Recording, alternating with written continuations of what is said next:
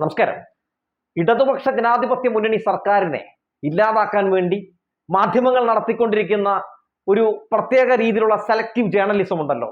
അതായത് ഇടതുപക്ഷത്തിനെതിരെ പ്രചരിപ്പിച്ച നിരന്തരം വ്യാജ വാർത്തകൾ ഇട്ടുകൊണ്ട് ഇടതുപക്ഷത്തെ കടന്നാക്രമിച്ച് സ്വയം ഒരു സന്തോഷം കണ്ടെത്തുന്ന ഒരു സൈക്കോ മനോഭാവം അതിനെ പൊളിച്ചടക്കിക്കൊണ്ട് ഇന്ന് ജയിക്ക് ഒരു കിടിലൻ പ്രസംഗം കാഴ്ചവെച്ചിട്ടുണ്ട്. ഒരു കാണേണ്ട പ്രസംഗം തന്നെയാണ്. നമ്മുടെ മാധ്യമങ്ങളുടെ ഒരു കപടമുഖം, അവരുടെ കാപട്യം ഇതൊക്കെ തുറന്നു കാട്ടിക്കൊണ്ട് ഒരു ഒന്നൊന്നര മാസ് ഒരു പ്രസംഗമാണ് കാഴ്ചവെച്ചിരിക്കുന്നത്. അത് നമുക്ക് കാണാം. നമുക്ക് ഏവർക്കും അറിവുള്ളതുപോലെ ഇന്ത്യൻ ഇടതുപക്ഷത്തിന്റെ സൗകുമാര്യം നിറഞ്ഞ മുഖമാണ് CPIM. നമ്മളുടെ പാർട്ടിയുടെ 24ാമത് പാർട്ടി കോൺഗ്രസ് അഥവാ അതിന്റെ ദേശീയ സമ്മേളനം വരുന്ന ഏപ്രിൽ മാസം 2 മുതൽ 6 വരെയുള്ള തീയതികൾ തമിഴ്നാട്ടിലെ മധുര, ഐതിഹ്യങ്ങളാൽ സമ്പന്നമാക്കപ്പെട്ട മധുര അതിനാതിഥേയം അരുളുവാൻ വേണ്ടി പോകുകയാണ്. അതിന് മുന്നോടിയായി വിവിധ ഘടക സമ്മേളനങ്ങൾക്കാണ് നമ്മളുടെ കാലയളവ് സാക്ഷ്യം വഹിക്കുന്നത്.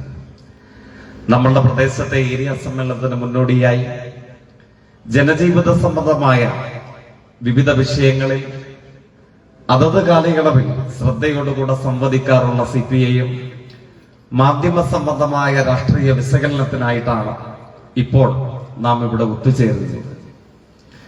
നമുക്കെല്ലാവർക്കും അറിവുള്ളതുപോലെ രാഷ്ട്രീയ പ്രവർത്തനത്തിന്റെ ഇതംപര്യന്തമായ ഏതനുഭവം എടുത്ത് പരിശോധിച്ചാണ് സവിശേഷകരമായി കമ്മ്യൂണിസ്റ്റ് പാർട്ടി മെമ്പർമാരെയും കമ്മ്യൂണിസ്റ്റുകാരെയും സംബന്ധിച്ചിടത്തോളം മാധ്യമ അപകടത്തിന് മാധ്യമങ്ങളുടെ രാഷ്ട്രീയ വിശകലനം എന്നുള്ളത് രാഷ്ട്രീയ പ്രവർത്തനത്തിലെ അനിവാര്യമായ ഒന്നാണ്, ഒഴിച്ചുകൂടാനാകാത്ത ഒന്നാണ്, അനിവാര്യമായ ഒന്നാണ്.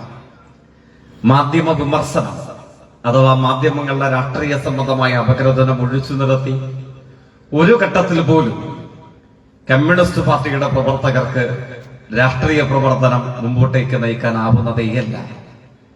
ഞാൻ മാധ്യമങ്ങളുടെ സുദീർഘവും സവിശേഷകരവുമായ ചരിത്ര പശ്ചാത്തലത്തെ കുറിച്ചൊന്നും ഇവിടെ വിശദീകരിക്കുന്നില്ല. ലോകമെമ്പാടും തെരഞ്ഞെടുക്കപ്പെട്ട് ഉയർന്നു വന്നിട്ടുള്ള ഏതു രാഷ്ട്രീയ പ്രവർത്തകരുടെയും നേതാക്കന്മാരുടെയും ചരിത്രാവിർഭാവകാലം നിങ്ങൾ പരിശോധിച്ചു നോക്കിക്കൂ. ഏതെങ്കിലും ഒരു പ്രത്യേക കാലയളവിൽ അവരൊക്കെ ലക്ഷണമൊത്ത മാധ്യമ പ്രവർത്തകരായിരുന്നു എന്ന് കാണുവാൻ വേണ്ടി കഴിയും. അത് ആദരണീയനായ കാർൽ മാർക്സ് മുതൽ മഹാനായ ലെനിൻ വരെ, മഹാത്മാഗാന്ധി മുതൽ ആദരണീയനായ EMS വരെ, ഇവരൊക്കെയും രാഷ്ട്രീയ പ്രവർത്തനത്തിന്റെ സമഞ്ജസമായ വഴികളിലേക്ക് കടന്നു വരുന്നതിനോടൊപ്പം മാധ്യമ പ്രവർത്തനത്തിന്റെ മുഖങ്ങളായിരുന്നു, പത്രാധിപരോ മാധ്യമ പ്രവർത്തകരോ ആയിരുന്നു എന്ന് കാണുവാൻ വേണ്ടി കഴിയും. മാർക്സ് തന്നെ പത്രാധിപരായ എത്രയോ പത്രങ്ങൾ, നിയോ റൈനിഷ് സൈറ്റിംഗ് മുതൽ എത്രയോ പത്രങ്ങളുടെ ചരിത്ര അനുഭവങ്ങൾ കമ്മ്യൂണിസ്റ്റ് പാർട്ടിക്ക് ലോകമെമ്പാടും ഓർമ്മിച്ചെടുത്ത് പറയാൻ കഴിയും. ലെനിൻ പത്രാധിപരായിരുന്ന പ്രഭുത നമ്മുടെ എല്ലാവരുടെയും ഓർമ്മയിലുണ്ട്. ഇപ്പോൾ നമ്മൾ ഒത്തുചേരുന്ന സമയത്ത് ലോകത്തെ ഏറ്റവും സങ്കീർണതയാർന്ന കുഞ്ഞുങ്ങളുടെയും മാതാപിതാക്കളുടെയും വംശഹത്യ ഏകപക്ഷീയമായ നിലയിൽ കൊണ്ടാടപ്പെടുന്ന ദേശരാഷ്ട്രത്തിന്റെ പ്രതീകമാണ് പലസ്തീൻ. അമേരിക്കയുടെ സഹായത്തോടുകൂടെ ഇസ്രായേൽ വംശഹത്യ നടത്തിക്കൊണ്ടിരിക്കുന്ന രാഷ്ട്രം. ആ പലസ്തീനെ സംബന്ധിച്ച് ലോകമെമ്പാടുമുള്ള നേതൃധാരയെ അലങ്കരിക്കുന്ന രാഷ്ട്രീയ നേതാക്കന്മാരുടെ പട്ടികയിൽ ആദ്യമായി ഒരു നേതാവ് പലസ്തീൻ എന്ന ദേശരാഷ്ട്രത്തെ അംഗീകരിച്ചുകൊണ്ട് തന്റെ അഭിപ്രായം രേഖപ്പെടുത്തിയത് ഹരിജൻ എന്ന് പറയുന്ന ഗാന്ധി പത്രാധിപരായ പത്രത്തിലായിരുന്നു. മഹാത്മാഗാന്ധി തന്നെയായിരുന്നു ആ അഭിപ്രായം സുസംഘടിതമാം വിധം രേഖീയമാക്കിയത്. ഇംഗ്ലണ്ട് എങ്ങനെ ഇംഗ്ലീഷുകാർക്ക് അവകാശപ്പെട്ടതാണോ, ഫ്രാൻസ് എങ്ങനെ ഫ്രഞ്ചുകാർക്കും ജർമ്മനി എങ്ങനെ ജർമ്മൻകാർക്കും അവകാശപ്പെട്ടതാണോ, അതേപോലെ പലസ്തീനികൾക്ക് അവകാശപ്പെട്ട ദേശരാഷ്ട്രത്തിന്റെ പേരാണ് പലസ്തീൻ എന്ന് നമ്മളുടെ രാഷ്ട്രപിതാവ് അദ്ദേഹത്തിന്റെ സുചിന്തിതമായ അഭിപ്രായം ആദ്യമായി എഴുതിയത് അദ്ദേഹത്തിന്റെ പത്രാധിപത്യത്തിൽ പ്രസിദ്ധീകരിക്കപ്പെട്ട പത്രത്തിലാണ്. ഞാൻ സൂചിപ്പിക്കാൻ ആഗ്രഹിച്ചത് ലോകമെമ്പാടുമുള്ള രാഷ്ട്രീയ പ്രവർത്തകർ, ജനകീയ പിന്തുണയുടെ പ്രതീകമായി ഉയർന്നുദിച്ചു വരുന്ന രാഷ്ട്രീയ നേതാക്കന്മാർ, അവരൊക്കെ ഏതെങ്കിലും ഒരു കാലയളവിൽ സുസംഘടിതമായ മാധ്യമ പ്രവർത്തനത്തിന്റെ മുഖങ്ങളായിരുന്നു എന്ന് സൂചിപ്പിക്കാൻ വേണ്ടിയിട്ടാണ്. പക്ഷേ ആ മാധ്യമ സ്ഥാപനങ്ങളുടെയും മാധ്യമ പ്രവർത്തനത്തിന്റെയും അനുഭവങ്ങൾക്ക് നമ്മൾ ഒത്തുകൂടുന്ന കാലയളവുമായി എന്ത് പ്രത്യേകതയാണുള്ളത്? ഇതുമായി ചേർന്നു നിൽക്കുന്ന എന്ത് സമീകരണമാണ്, എന്ത് അനുഭവമാണ് അവർക്ക് പറയുവാനുണ്ടായിരുന്നത്? ഞാൻ ചരിത്രത്തിന്റെ വീണ്ടും എണ്ണമറ്റ ഉദാഹരണങ്ങളിലേക്ക് പോകുന്നില്ല. ലോകത്തുയർന്നുദിച്ചു വന്ന സത്യസന്ധമായ മാധ്യമ പ്രവർത്തനത്തിന്റെ ഏതനുഭവം നിങ്ങളെടുത്ത് പരിശോധിച്ചു നോക്കിയാൽ മതി. അതൊരു സമരപക്ഷത്ത് നിലയുറപ്പിച്ച പ്രവർത്തനമായിരുന്നു എന്ന് കാണാൻ നമുക്ക് പ്രയാസം ഏതുമില്ല. അത് കേരളത്തിന്റെ, ഇന്ത്യയുടെ, ലോകത്തിന്റെ ഏത് ഗ്രാമനഗരാന്തരങ്ങളും ആവിർഭവിച്ച പത്രമാധ്യമങ്ങളുടെ ചരിത്രവും നിങ്ങൾക്ക് പരിശോധിച്ചാൽ കാണാൻ കഴിയും. ഇന്ത്യൻ മാധ്യമ പ്രവർത്തനത്തിന്റെ ചരിത്രം രേഖീയമാവണ്ണം ആരംഭിക്കുന്നത് വേണമെങ്കിൽ ബംഗാൾ ഗസറ്റിലാണ് എന്ന് പറയാൻ കഴിയും. ജെയിംസ് അഗസ്റ്റസ് ഹിക്കി നമുക്കേവർക്കും സ്ഥിരപരിചിതമായ നാമധാരിയാണ്. ജെയിംസ് അഗസ്റ്റസ് ഹിക്കിയുടെ പത്രാധിപത്യത്തിൽ ബംഗാൾ ഗസറ്റ് ഇന്ത്യയിൽ പ്രസിദ്ധീകരണം ആരംഭിച്ച് മാസാന്തരങ്ങൾ പിന്നിടുന്നതിന് മുമ്പ് അതിന് അകാലചരമം പ്രാപിക്കേണ്ടതായി വന്നു. പത്രാധിപർ ജയിലിൽ അടയ്ക്കപ്പെടേണ്ടതായി വന്നു. കേരളത്തിന്റെ അനുഭവം മറ്റൊന്നല്ല. സ്വദേശാഭിമാനി മുതൽ മുഹമ്മദ് അബ്ദുറഹിമാൻ സാഹിബിന്റെ അല്ലമീൻ വരെ നീണ്ടു നിൽക്കുന്ന എത്രയെത്ര പത്രമാധ്യമങ്ങളുടെ കേരളീയ അനുഭവങ്ങളും മറ്റൊന്നല്ല. കാരണം എപ്പോഴൊക്കെ സ്വതന്ത്ര മാധ്യമ പ്രവർത്തനത്തെ ഒരു സമരരൂപം എന്നതുപോലെ ഈ കൂട്ടർ ഉയർത്തിപ്പിടിക്കാൻ ആഗ്രഹിച്ചിരുന്നു, അതിനുവേണ്ടിയുള്ള മാധ്യമ ശ്രമങ്ങൾ നടത്തിയിരുന്നു, അപ്പോഴൊക്കെ ഭരണകൂടത്തിന്റെ അനിഷ്ടത്തിനും അപ്രീതിക്കും ഇരകളാകേണ്ടതായി വന്നിട്ടുണ്ട്. ഭരണകൂടത്തിന്റെ അപ്രീതിക്കും അനിഷ്ടത്തിനും ഇരയാകേണ്ട വന്നപ്പോഴും വാർത്തകളുടെ സത്യസന്ധത മുറുകെ പിടിക്കാൻ തയ്യാറായ പത്രാധിപരും മാധ്യമ സ്ഥാപനങ്ങളും ഇന്ത്യയിലും കേരളത്തിലുമൊക്കെ ഉണ്ടായപ്പോൾ അവർക്കൊക്കെ നേരിടേണ്ട വന്നത് അടച്ചുപൂട്ടലും നിരോധനവുമാണ്, കണ്ടുകെട്ടലും നാടുകടത്തുമാണ്, ജയിൽ മുറിയും അല്ലെങ്കിൽ അപ്രഖ്യാപിതമായ വിലക്കുമാണ്. അടച്ചുപൂട്ടപ്പെടേണ്ട വന്ന പത്രമാധ്യമങ്ങൾ, ജയിലിൽ അടക്കപ്പെടേണ്ട വന്ന പത്രാധിപർ, നാടുകടത്തപ്പെടേണ്ട വന്ന മാധ്യമ സ്ഥാപനങ്ങളുടെ പ്രവർത്തകർ, ഇവരുടെ രണോത്സുകമായ ചരിത്രമാണ് പരിമിതികളോട് കൂടെയെങ്കിലും ഇന്നത്തെ ഇന്ത്യയെ, ഇന്ന് നമ്മൾ കാണുന്ന കേരളത്തെ സാധ്യമാക്കിയതിൽ ശ്രദ്ധേയമായ ഒരു സംഭാവന നൽകിയിട്ടുണ്ടായിരുന്നത്. പക്ഷെ അത് ചരിത്രത്തിന്റെ ഭാഗമാണ്. എന്നാൽ നമ്മൾ ഇന്നിവിടെ ഒത്തുചേരുന്ന 2024 എത്തുമ്പോഴോ ഭരണകൂടത്തോട് നേർക്കുനേരെ നട്ടെല്ല് നിവർത്തി നിന്ന് ശിരസ് കുനിക്കാതെ മുട്ടിലിഴയാതെ സത്യസന്ധമായി മാധ്യമ വാർത്ത എഴുതി അപ്രീതി ഏറ്റുവാങ്ങേണ്ട വന്നാലും ശരി, ഞങ്ങൾ സത്യം വിളിച്ചു പറയുക തന്നെ ചെയ്യുമെന്ന നിലപാട് ഉയർത്തിപ്പിടിക്കാൻ ഇന്നത്തെ കേരളത്തിൽ, ഇന്നത്തെ ഇന്ത്യയിൽ, വർത്തമാനകാല ലോക സാഹചര്യത്തിൽ എത്ര പത്രാധിപരുണ്ട്, എത്ര മാധ്യമ സ്ഥാപനങ്ങളുണ്ട്, എത്ര മാധ്യമ പ്രവർത്തകരുണ്ട് എന്നുള്ളതാണ് ചോദ്യം. നമുക്ക് ചരിത്രത്തിൽ ഇങ്ങനെ ഉദാഹരിക്കാൻ കഴിയുന്ന അപൂർവങ്ങളിൽ എണ്ണം കുറഞ്ഞ ചില പേരുകൾ ഉണ്ടാകാം. അതിൽ സ്വദേശാഭിമാനിയും കേസരിയും ഒക്കെ ഉണ്ടാകാം, തർക്കമേതുമില്ല. പക്ഷെ ഈ കാലയളവിലേക്ക് നോക്കുമ്പോഴോ എത്ര പേരുടെ ചൂണ്ടിക്കാട്ടി നമുക്ക് ആശ്വാസം കൊള്ളാൻ കഴിയും.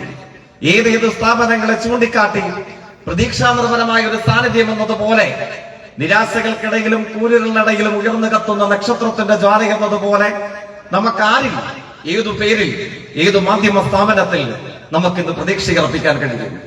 എവിടെയും അർപ്പിക്കാൻ കഴിയില്ല എന്നുള്ള നിരാശജനകമായ ഒരു യാഥാർത്ഥ്യം തുറച്ചു കൊടുക്കുന്ന കാലയളവിൽ കൂടെയാണ് നാം എല്ലാവരും ഒത്തുചേരുന്നത്.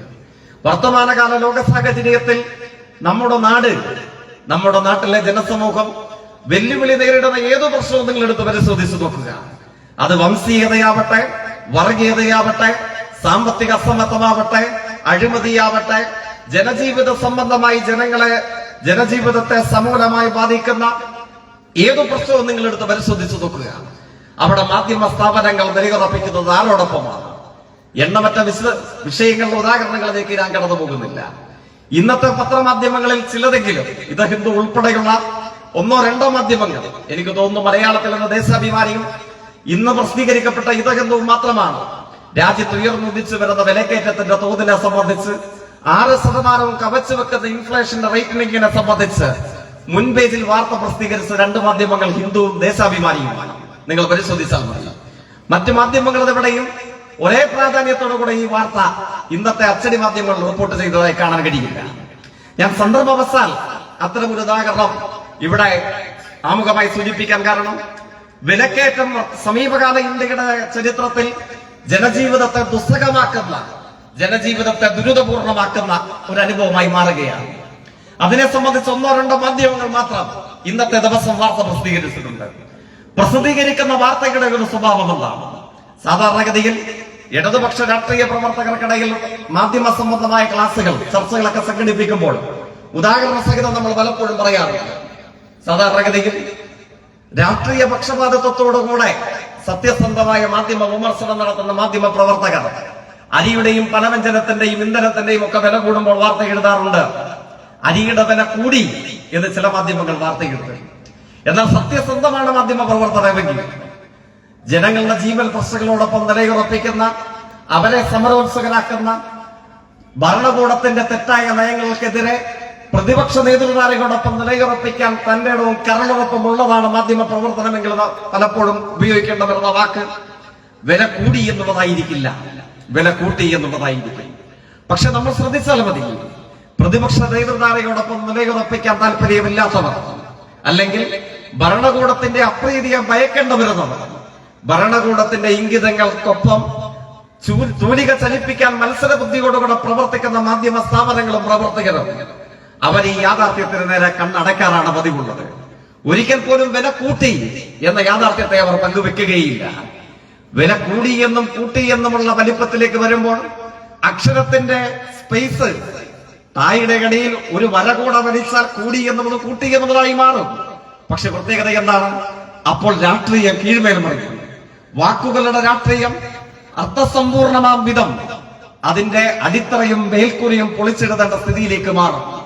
അരിയുടെയും ഇന്ധനത്തിന്റെയും പലവ്യഞ്ജനത്തിന്റെയും വില കൂട്ടി എന്ന വാർത്ത വായിക്കുന്ന ഇരിട്ടിയിലെ സാധാരണക്കാരനായ ഒരു മനുഷ്യൻ, അയാളുടെ രാഷ്ട്രീയം RSSോ കോൺഗ്രസോ ഇടതുപക്ഷമോ എന്തുമാവട്ടെ, തർക്കമേതുമില്ല.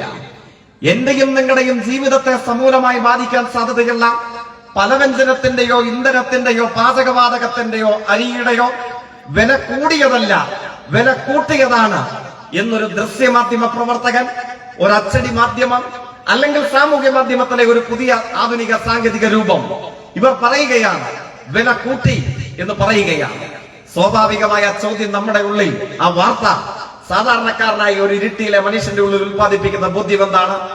എന്റെ വീടിന്റെ അടുക്കളയിൽ ഞങ്ങളുടെ കുടുംബ ബഡ്ജറ്റിനെ താളം തെറ്റിക്കുമാർ ഇരിപ്പുറപ്പിക്കാൻ സാധ്യതയുള്ള പലവ്യഞ്ജനത്തിന്റെ അല്ലെങ്കിൽ ഇന്ധനത്തിന്റെ അല്ലെങ്കിൽ പാചകവാതകത്തിന്റെ വില ആരടാ കൂട്ടിയത്? ആ ചോദ്യം സ്വാഭാവികമായി സമരോത്സുകമായി നമ്മുടെ ഉള്ളിലുണ്ടാകും. സത്യസന്ധമാണ് മാധ്യമ പ്രവർത്തനമെങ്കിൽ അപ്പോൾ ആ മാധ്യമ സ്ഥാപനത്തിന്, ആ മാധ്യമ പ്രവർത്തകൻ എഴുതേണ്ടതായി വരും, അരിയുടെയും പലവ്യഞ്ജനത്തിന്റെയും പാചകവാതകത്തിന്റെയും ഇന്ധനത്തിന്റെയും വില ഒരു ദിവസം എഴുന്നേറ്റ് നിന്ന് ഞാൻ ഇന്നു മുതൽ കൂടുകയാണ് എന്ന് പ്രഖ്യാപിച്ച് കൂടിയതല്ല, മറിച്ച് ശരിയായ ചർച്ചകൾക്കും അല്ലെങ്കിൽ അന്തഃപുരങ്ങളിലെ മറ്റു കൂട്ടുകെട്ടുകളുടെയും ഭാഗമായി, ലക്ഷണമൊത്ത മനുഷ്യത്വ വിരുദ്ധ കോർപ്പറേറ്റ് താല്പര്യത്തിന്റെ ഭാഗമായി പച്ചക്കറികളുടെയും അരിയുടെയും പലവ്യഞ്ജനത്തിന്റെയും പാചകവാതകത്തിന്റെയും ഇന്ധനത്തിന്റെയും വില കൂടിയതല്ല, അത് കൂട്ടിയതാണ് എന്ന് എഴുതേണ്ടതായി വരും. ആരടാ കൂട്ടിയത് എന്ന സമരോത്സുകമായ ചോദ്യത്തിന് മുമ്പിൽ സത്യസന്ധമാണ് മാധ്യമ പ്രവർത്തനമെങ്കിൽ ഭരണകൂടത്തിന്റെ ഉപാധികൾക്കെതിരെ അവിശ്രാന്തം പരിശ്രമിച്ചെഴുതുന്ന പ്രതിപക്ഷ നേതൃത്വത്തോടും ജനജീവിതത്തോടും ഒപ്പം നിൽക്കുന്നതാണ് മാധ്യമ പ്രവർത്തനമെങ്കിൽ അവർക്ക് എഴുതേണ്ടതായി വരും. അത് ഇരിട്ടി നഗരസഭയിലെ ചെയർപേഴ്സണോ നഗരസഭാ അംഗങ്ങളോ അല്ല, മറിച്ച് നമുക്കിവിടെ നിന്ന് തെരഞ്ഞെടുക്കപ്പെട്ടു പോയ പാർലമെന്റ് മെമ്പർമാരിരിക്കുന്ന ഇന്ത്യൻ പാർലമെന്റുമല്ല. അവരിൽ നിന്നൊക്കെ അധികാരം റദ്ദു ചെയ്യപ്പെട്ട് കാലാകാലങ്ങളിൽ ഇന്ത്യയിൽ അധികാരത്തിൽ വന്ന കോൺഗ്രസ് BJP ഗവൺമെന്റുകൾ, അവരാണ് പാചകവാതകത്തിന്റെയും ഇന്ധനത്തിന്റെയും വില കൂട്ടാനുള്ള അധികാരം ഇന്ത്യയിലെ ലക്ഷണമൊത്ത കോർപ്പറേറ്റുകൾ അടിയറ വെച്ചത്. ആ കോർപ്പറേറ്റുകളുടെ തീരുമാന പ്രകാരമാണ് രാജ്യമെമ്പാടവും ഇരുട്ടിയിലും നമ്മുടെ വാഹനങ്ങളിലും നമ്മുടെ ബസ് കൂലിക്കുമൊക്കെ നിദാനമായി, നമ്മുടെ പലവ്യഞ്ജനത്തിനും പച്ചക്കറിക്കും മറ്റ് അവശ്യ സാധനങ്ങൾക്കുമൊക്കെ നിദാനമായ ഇന്ധനത്തിന്റെയും പാചകവാതകത്തിന്റെയും വില കൂട്ടിയത് ഇന്ത്യയിലെ റിലയൻസ് ആണ്, ഇന്ത്യയിലെ അദാനിയാണ് എന്ന് എഴുതേണ്ടതായി വരും. അപ്പോൾ വീണ്ടും ചോദ്യം ഉയരും, എന്റെ വീടിന്റെ അടുക്കളയിൽ ഇരിക്കുന്ന പാചകവാതകത്തിന്റെ വില കൂട്ടാൻ, ഇരിട്ടിയിലൂടെ നമ്മൾ സഞ്ചരിക്കാൻ ഉപയോഗിക്കുന്ന ബസിന്റെ ഇന്ധനത്തിന്റെ വില കൂട്ടാൻ അദാനിക്കും അംബാനിക്കും ആരാണ് അധികാരം നൽകിയത്? ആരാണ് അതിനു വേണ്ടിയിട്ടുള്ള അധികാരത്തെ തീരെഴുതി ലോകത്തിലെ ലക്ഷണമൊത്ത ഇന്ത്യൻ കോർപ്പറേറ്റുകൾക്ക് തീരെഴുതി കൊടുത്തത് ആരാണ് എന്ന ചോദ്യം ഉയരും. സത്യസന്ധമാണ് മാധ്യമ പ്രവർത്തനമെങ്കിൽ അവർക്ക് എഴുതേണ്ടതായി വരും, അങ്ങനെ തീരെഴുതി കൊടുത്തത് ഈ രാജ്യത്ത് മാറി മാറി അധികാരത്തിൽ വന്ന കോൺഗ്രസ് BJP ഗവൺമെന്റുകളാണ്.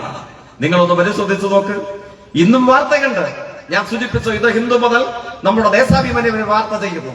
പക്ഷെ എത്ര പേർ ഇതിനെ സംബന്ധിച്ച സത്യസന്ധമായ ജനപക്ഷത്ത് നിന്നുകൊണ്ടുള്ള ഒരു വിലയിരുത്തൽ രേഖീയമാക്കാൻ, ജനപക്ഷത്ത് നിന്നുകൊണ്ടുള്ള ചോദ്യങ്ങളെ ഉയർത്തിവിടാൻ രാഷ്ട്രീയത്തെ ചർച്ച ചെയ്യാൻ തയ്യാറാകുന്നില്ല എന്നുള്ളതാണ് യാഥാർത്ഥ്യം. അതുകൊണ്ട് അരിയുടെ വില കൂട്ടി എന്നൊരിക്കൽ പോലും മലയാള മനോരമയുടെ ലേഖകൻ എഴുതില്ല.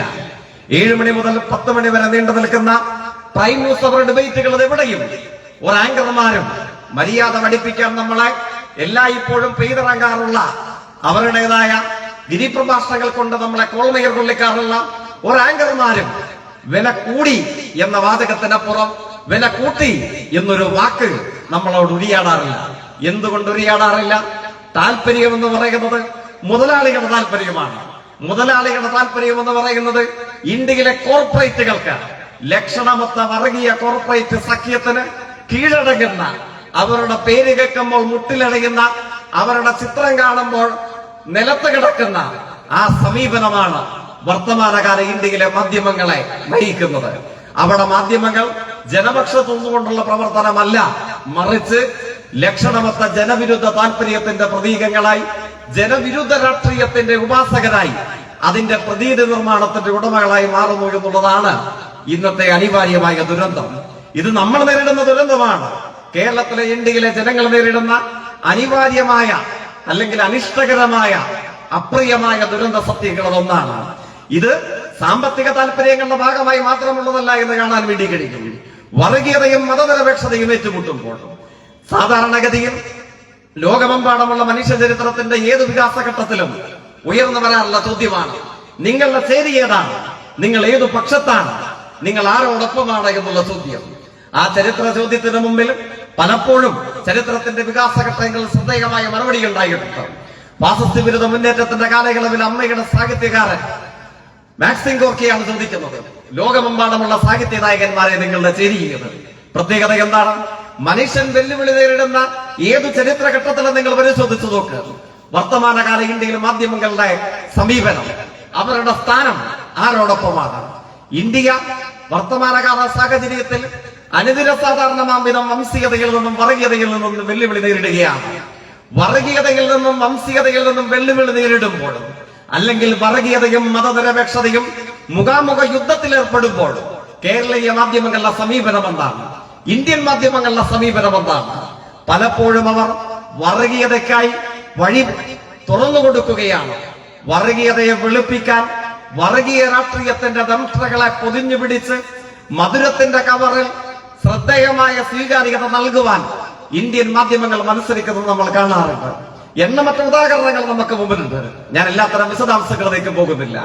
വർഗീയതയെ വെളുപ്പിക്കാൻ മത്സരാടിസ്ഥാനത്തിൽ വാർത്തകൾ ചമയ്ക്കുന്നു എന്നുള്ളത് കൊണ്ടാണ് സമീപത്ത് ഗോദി മീഡിയ എന്ന പ്രയോഗം ഇന്ത്യൻ ദേശീയ മാധ്യമ രംഗത്ത് ഉയർന്നു വന്നത്. ഞാൻ അതിന്റെ സവിസ്തരമായ മറ്റ് വിശദാംശങ്ങളിലേക്ക് കടന്നു പോകുകയല്ല. കേരളത്തിന്റെ അനുഭവം മറ്റൊന്നല്ല എന്ന് നിങ്ങൾ കണ്ടുകൊള്ളണം. പ്രൗഢഗംഭീരമായ മതനിരപേക്ഷ രാഷ്ട്രീയത്തിന് കരുത്തുണ്ട് എന്ന് നമ്മളൊക്കെ പലപ്പോഴും അവകാശപ്പെടാറുള്ള മണ്ണാണ് കേരളം. അതിന്റെ യാഥാർത്ഥ്യത്തെ സംബന്ധിച്ച് ഗൗരവപൂർണമായ അപഗ്രഥനം ആവശ്യമുള്ള കാലയളവിൽ കൂടെയാണ് നാം എല്ലാവരും ഒത്തുചേരുന്നത്. പക്ഷെ മതനിരപേക്ഷ രാഷ്ട്രീയത്തിന് പ്രൗഢോജ്വലമായ കരുത്തുണ്ട് എന്ന് നമ്മൾ കരുതുന്ന കേരളത്തിൽ എങ്ങനെയാണ് ഇന്ത്യൻ വർഗീയ രാഷ്ട്രീയത്തോട് മലയാള മാധ്യമങ്ങൾ സ്വീകരിക്കുന്ന സമീപനം എന്താണ്? അല്പ ആണ്ടുകൾക്ക് പുറകിലാണ്, ദീർഘവർഷങ്ങൾക്ക് പുറകിലല്ല. കേരളത്തിൽ സ്വാതന്ത്ര്യ സമരാനുഭവത്തിന്റെയും നവോത്ഥാന ചരിത്ര മുന്നേറ്റങ്ങളുടെയും ഒക്കെ പാരമ്പര്യം പേറുന്ന ദിനപത്രമാണ് മാതൃഭൂമി.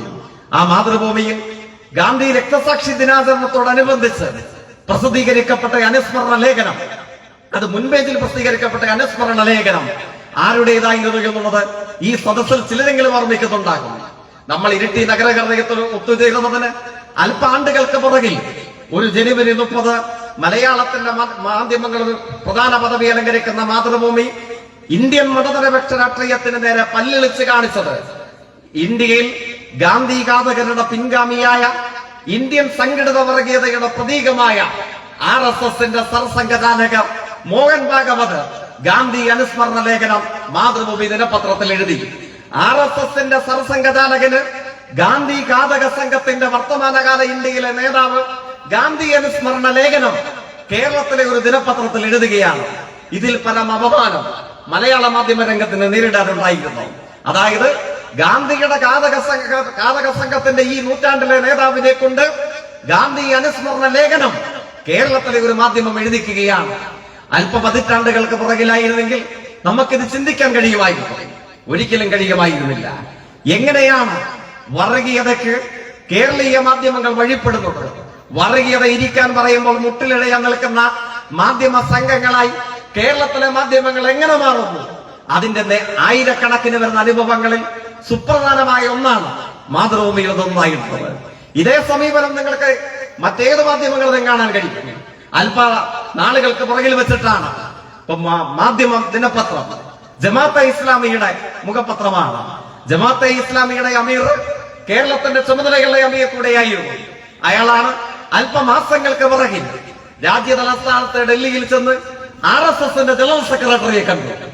RSSന്റെ ജനറൽ സെക്രട്ടറിയെ കണ്ട് ചായയും വണ്ടിപ്പിഴുപ്പും കഴിച്ച് ജമാഅത്തെ ഇസ്ലാമിയുടെ അമീർ പുറത്തേക്ക് വരികയാണ്. അപ്പോൾ ഡൽഹിയിൽ ചില മാധ്യമങ്ങൾ ഇത് കൈയോടുകൂടെ പിടിച്ചു.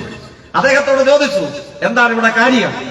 മാധ്യമത്തിന്റെയൊക്കെ ചുമതല വഹിക്കുന്ന ഏത് ഔട്ട് ഓഫ് ഫോക്കസിന്റെ രാത്രി നേരങ്ങളിലും സീതാമൂതും സംഘവും വന്ന് കേരളത്തിലെ ഇടതുപക്ഷത്തെ സംബന്ധിച്ച് വർഗീയ വിരുദ്ധ രാഷ്ട്രീയത്തിന്റെ ക്ലാസ് എടുക്കാൻ മത്സര ബുദ്ധിയോടുകൂടെ അതിനുവേണ്ടി ചുമതലയേറ്റ ആളുകളായി നമുക്ക് മുമ്പിൽ അവതരിപ്പിക്കാറുള്ള സംഘം ഇതിനെ സംബന്ധിച്ച് ശബ്ദിച്ചതേയില്ല, ഇതിനെ സംബന്ധിച്ച് അറിവേയില്ല.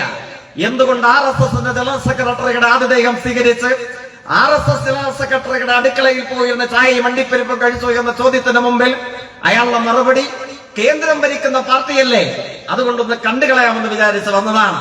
ഇരിട്ടിയിലും കേരളത്തിലെ വണ്ടിപ്പെരുപ്പും ചായയും കിട്ടാനിട്ടല്ലോ ജമാഅത്തെ ഇസ്ലാമിയുടെ അമീർ വണ്ടി കയറി ഡൽഹിയിൽ പോയത്.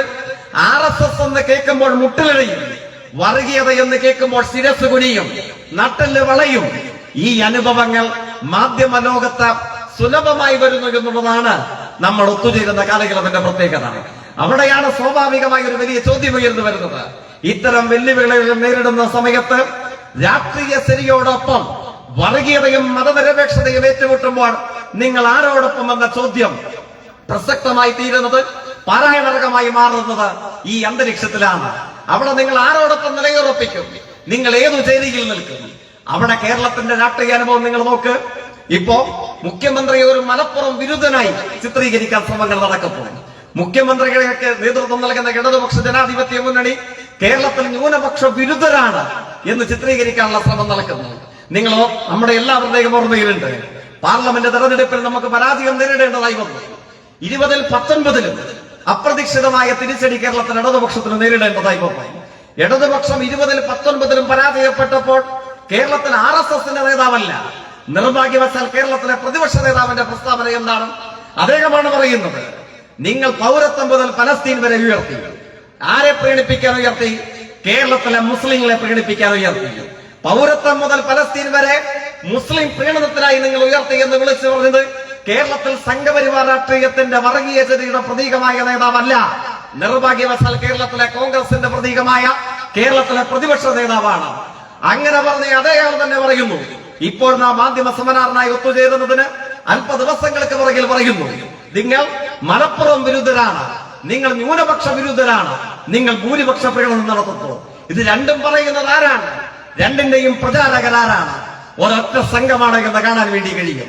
ഏതു ഹീനമായ മാർഗം ഉപയോഗിച്ചും ഏത് പച്ചക്കള്ളം പ്രചരിപ്പിച്ചും നുണകൾക്കും വിഷലിപ്തമായ പ്രചരണങ്ങൾക്കും ദൃശ്യചാരുത നൽകിയും അച്ചടി മഷി പുരട്ടിയും കേരളത്തിന്റെ മതനിരപേക്ഷ രാഷ്ട്രീയത്തിന്റെ കാവലാളായി നിൽക്കുന്ന ഇന്ത്യൻ ഇടതുപക്ഷത്തിന്റെ ജീവനെടുക്കാൻ, അതിന് ചരമക്കുറിപ്പെഴുതാൻ മത്സര ബുദ്ധിയോടുകൂടെ ശ്രമങ്ങൾ നടക്കുന്ന ഒരു കാലയളവിൽ കൂടെയാണ് ഞാനും നിങ്ങളുമെല്ലാം ഇവിടെ ഒത്തുചേരുന്നത്. പ്രത്യേകത എന്താണ്? ഇന്ത്യൻ സാഹചര്യത്തിൽ കേരളം ഉയർത്തിപ്പിടിക്കുന്ന മതനിരപേക്ഷ രാഷ്ട്രീയത്തിന്റെ ആഴവും അന്തസ്സത്തെയും എന്താണ്? അത് നമ്മുടെ പ്രദേശത്തെ ഏതെങ്കിലും ഒരു പോപ്പുലർ ഫ്രണ്ടുകാരൻ പറയുമോ? ഏതെങ്കിലും ഒരു ജമാഅത്തെ ഇസ്ലാമിക്കാരൻ, യൂത്ത് ലീഗുകാരൻ, കോൺഗ്രസ്, RSS, ഇടതുപക്ഷ വിരുദ്ധ ദുഷ്ടമഹാസഖ്യമെന്ന് സൂചിപ്പിക്കാൻ കഴിയുന്ന ഈ മഴവിൽ മുന്നണിയിലെ ഏതെങ്കിലും ഒരാൾ ഇന്ത്യൻ ഇടതുപക്ഷ രാഷ്ട്രീയം ഉയർത്തിപ്പിടിക്കുന്ന മതനിരപേക്ഷതയുടെ അനുഭവം, അതിന്റെ കേരളീയ പ്രത്യേകത എന്താണ് എന്ന് ആർ വിശദീകരിക്കുന്നു? ഞാൻ അവസാനിപ്പിക്കുന്നു.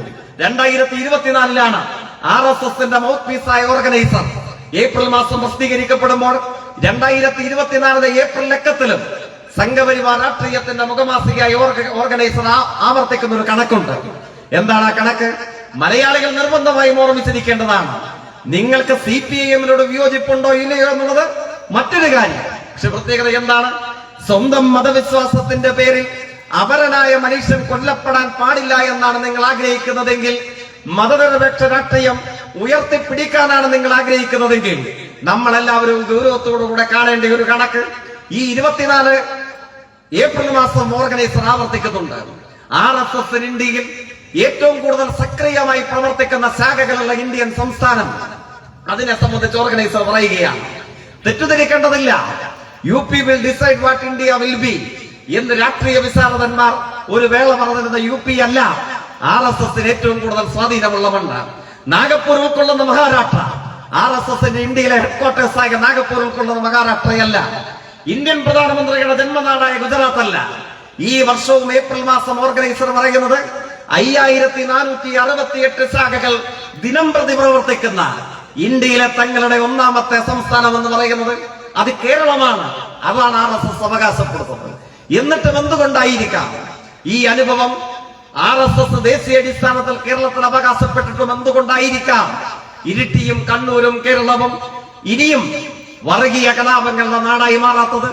മതവിശ്വാസത്തിന്റെ പേരിൽ നിരപരാധികളുടെ ഹൃദയവും ജീവനും ഒഴുകിപ്പടർന്ന തെരുവോരങ്ങളായി കലാപത്തിന്റെയും കൂട്ടക്കൊലപാതകങ്ങളുടെയും കണ്ണീരിന്റെയും പലായനത്തിന്റെയും അനുഭവങ്ങളുള്ള പ്രേതരാഷ്ട്രങ്ങളുടെ അനുഭവങ്ങളുള്ള ഗ്രാമനഗരാന്തരങ്ങളായി എന്തുകൊണ്ട് കേരളം മാറുന്നില്ല?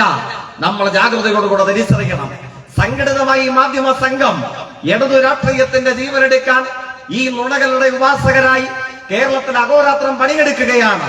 അപ്പൊ സ്വാഭാവികമായും ഇന്നയോളം കേരളത്തിൽ പ്രവർത്തിച്ചിട്ടുള്ള മതനിരപേക്ഷ രാഷ്ട്രീയ ചേരികളുടെ പ്രവർത്തകർ എന്ന നിലയിൽ നമുക്കൊക്കെ ഉണ്ടായിട്ടുള്ളതിനേക്കാൾ കനീഭവിച്ച ഉത്തരവാദിത്വം ഇന്ന് എല്ലാവരുടെയും ചുമലിലുണ്ട്. 10 മടങ്ങ് പ്രകടശേഷിയോട് കൂടെയുള്ള ഉത്തരവാദിത്വം നമ്മുടെ എല്ലാവരുടെയും ചുമലിലുണ്ട്. 5468 ശാഖ ദിനം പ്രതി പ്രവർത്തിക്കുന്നു എന്ന് അവകാശപ്പെടുന്നു. എന്നിട്ടും എന്തുകൊണ്ടായിരിക്കാം ഒരു ഗോത്ര കേരളത്തിലും കണ്ണൂരും ഇരിട്ടിയിലും ഉണ്ടാകാത്തത്? എന്നിട്ടും എന്തുകൊണ്ടായിരിക്കാം ഒരു കാന്തമാൻ, ഒരു ഒറീസ, ഒരു മുസാഫർപൂർ, ഒരു മുംബൈ, ഒരു ഗുജറാത്ത്, ഒരു കോയമ്പത്തൂർ, ഇതൊന്നും സ്ഥലനാമങ്ങളല്ല. എണ്ണിയെടുത്ത 100 കണക്കിന് വരുന്ന മനുഷ്യ മൃതദേഹങ്ങൾ അനിവാര്യമായ ഒരു ദുരന്തം വന്നതുപോലെ ഇന്ത്യൻ വർഗീയ കലാപത്തിന്റെ ഭാഗമായി മരണം പൂത്തിറങ്ങിയ തെരുവിന്റെ ഗ്രാമനഗരാന്തരങ്ങളുടെ പേരിടങ്ങളാണ്. ആ പേരിടങ്ങൾ എന്തുകൊണ്ട് ഇരിട്ടിയില്ല? അതിലെന്തുകൊണ്ട് കണ്ണൂരില്ല? അതിലെന്തുകൊണ്ട് കേരളമില്ല? CPIM-കാർ മാത്രമല്ല, നാളെയും ഇരിട്ടിയും കണ്ണൂരും കേരളവും മതനിരപേക്ഷപൂർണമായ സമാധാനത്തോടുകൂടെ ജീവിക്കണമെന്ന് ആഗ്രഹിക്കുന്ന നമ്മുടെ നാട്ടിലെ മുഴുവൻ ആളുകളും ചിന്തിക്കണം, എന്തുകൊണ്ട് ഇത്തരം ഒരു അനുഭവം ഇനിയും കേരളത്തിൽ ഉണ്ടാകുന്നില്ല? ഇവിടെ മാത്രം വർഗീയത സംസ്കരിക്കപ്പെട്ടത് കൊണ്ടാണോ?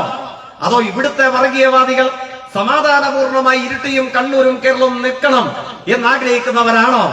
അല്ല എന്ന് കാണാൻ കഴിയും. വർഗീയത ഇരിട്ടിയിലാണെങ്കിലും കണ്ണൂരാണെങ്കിലും കാൺപൂരാണെങ്കിലും ഗുജറാത്തിലാണെങ്കിലും വർഗീയത എല്ലായിടത്തും ഒരേപോലെ തന്നെയാണ്. അവർക്ക് വിഭജിത രാഷ്ട്രീയത്തിന്റെ അജണ്ട മാത്രമേ ഉള്ളൂ. നിരപരാധികളുടെ ഹൃദയരക്തം വീണ തെരുവൂടങ്ങളിലാണ് അവരുടെ രാഷ്ട്രീയ ലാഭത്തിന്റെ കൊയ്ത്ത് കേന്ദ്രം എന്ന് പറയുന്നത്. പക്ഷെ പ്രത്യേകത എന്താണ്? ഈ പുതുസംഘത്തോടൊപ്പം ഇപ്പൊ നമ്മൾ കാണുന്ന മുനമ്പത്ത് സമരം സർക്കാർ അർത്ഥസംഖ്യകൾക്കിടയില്ലാത്തവണ്ണം പ്രഖ്യാപിച്ചിരിക്കുന്നു. അവിടുത്തെ സാധാരണക്കാരായ മനുഷ്യരോടൊപ്പമാണ്. ഒരൊറ്റയാളെയും ചവിട്ടി നിൽക്കുന്ന മണ്ണിൽ നിന്ന് കുടിയൊഴിപ്പിക്കില്ല എന്ന് മാത്രമല്ല, കുടിയൊഴിപ്പിക്കൽ ഭീഷണി നേരിടേണ്ടവരെന്ന കേരളത്തിലെ അവസാനത്തെ മനുഷ്യരോടൊപ്പം ഈ ഗവൺമെന്റ് ഉണ്ടാകും എന്ന നിലപാട് സുസംഘടിതമാവണ്ണം കേരളത്തിലെ ഗവൺമെന്റും ഇടതുപക്ഷവും ഒക്കെ പ്രഖ്യാപിച്ചിരിക്കുന്നു. പക്ഷെ പ്രത്യേകത എന്താണ്? എന്നിട്ടും വിഷം വമിപ്പിക്കാനുള്ള ശ്രമം നടത്തുകയാണ്.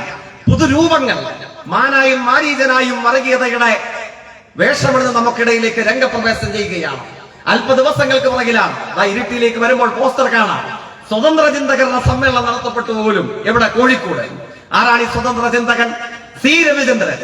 അദ്ദേഹത്തോട് അതിന് ഒരു വേള അഭിമുഖകർത്താവ് അതിൽ വെച്ച് ചോദിക്കുകയാണ്, നിങ്ങൾക്ക് ആരെയാണ് ഭയം? സ്വതന്ത്ര ചിന്തകനായ നാസ്തികനായ ഈ ആഗോള മാന്യൻ പറയുകയാണ്, ഇന്ത്യയിൽ ജീവിക്കുമ്പോൾ ഒന്നാമത് ഭയക്കേണ്ടത് മുസ്ലിങ്ങളെയാണ്. പിന്നെ ആരെയാണ് ഭയക്കേണ്ടത്? പിന്നെ കമ്മ്യൂണിസ്റ്റുകാരെ, BJP-യെ ഭയക്കണോ?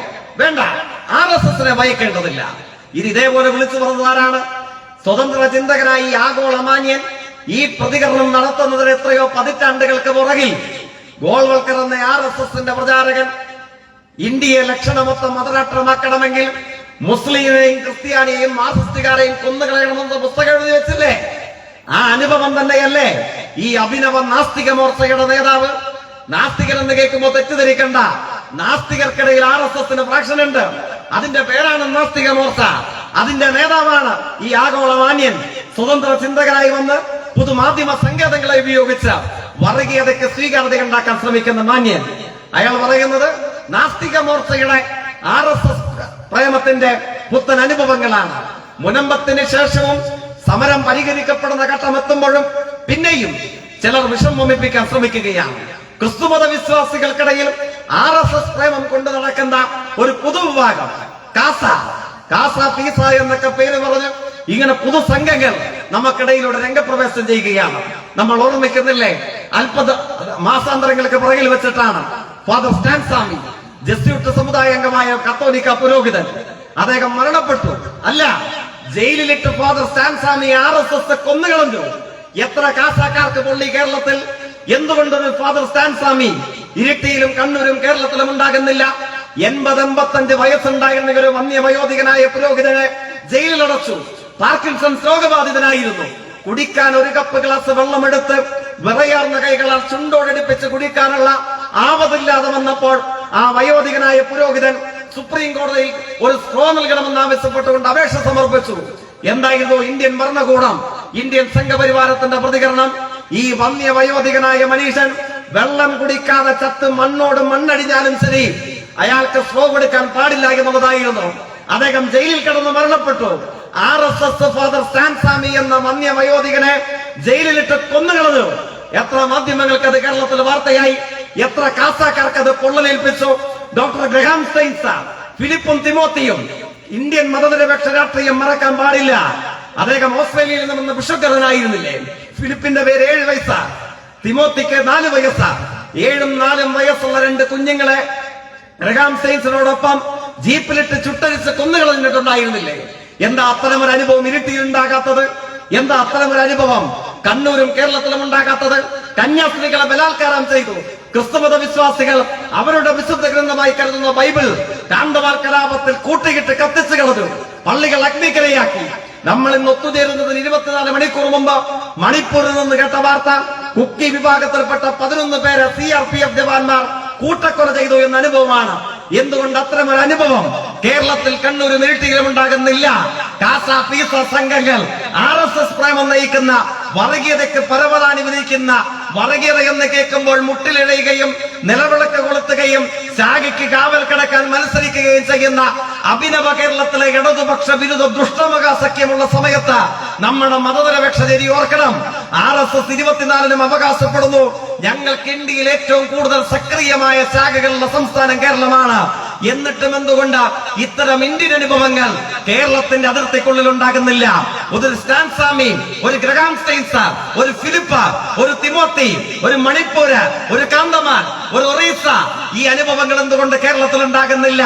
അത് വർഗീയത എന്ന് കേൾക്കുമ്പോൾ മുട്ടിലിടയുകയും നിലവിളക്ക് കൊളുത്തുകയും കാവൽ കിടക്കുകയും ചെയ്യുന്ന രാഷ്ട്രീയത്തിനപ്പുറം വർഗീയത എന്ന് കേൾക്കുമ്പോൾ നട്ടല് വളയ്ക്കാതെ, ശിരസ് കുനിക്കാതെ, ആർജവത്തോടുകൂടെ, നിശ്ചയദാർഢ്യത്തോടുകൂടെ മതനിരപേക്ഷ രാഷ്ട്രീയത്തെ ജീവൻ കൊടുത്ത് സംരക്ഷിക്കാൻ കഴിയുന്ന ഇടതുപക്ഷ രാഷ്ട്രീയം കേരളത്തിന് കാവൽ നിൽക്കുന്നു എന്നുള്ളത് കൊണ്ട് മാത്രമാണ് കേരളത്തിലെ വർഗീയത കേരളത്തിന്റെ തിരുവോരങ്ങളെ കീഴടക്കാതെ നിൽക്കുന്നത്. ആ അനുഭവങ്ങളെ, ആ രാഷ്ട്രീയത്തെ അതിന്റെ ജീവനെടുക്കാൻ വേണ്ടിയിട്ടുള്ള ആസൂത്രിതമായ മാധ്യമ അജണ്ടകളുടെ കൂടക്കാലുകളിലാണ് നാം എല്ലാവരും ഒത്തുചേരുന്നത്. ആ മാധ്യമ അജണ്ടകളെ തുറന്നു കാണിക്കാനും സത്യസന്ധമായ വാർത്തകളുടെയും ജീവിതാനുഭവങ്ങളുടെയും പ്രചാരകരാകാനുമുള്ള ഉത്തരവാദിത്വം നമുക്കെല്ലാവർക്കും ഉണ്ട് എന്ന് കൂടി ഓർമ്മിപ്പിച്ചുകൊണ്ട് ചുരുങ്ങിയ വാചകങ്ങളിൽ ഔദ്യോഗികമായി നിങ്ങളുടെ ഏവരുടെയും അനുമതിയോടുകൂടെ ഈ സെമിനാർ ഉദ്ഘാടനം ചെയ്ത് അറിയിച്ചുകൊണ്ട് അവസാനിപ്പിക്കുന്നു. അഭിവാദനം.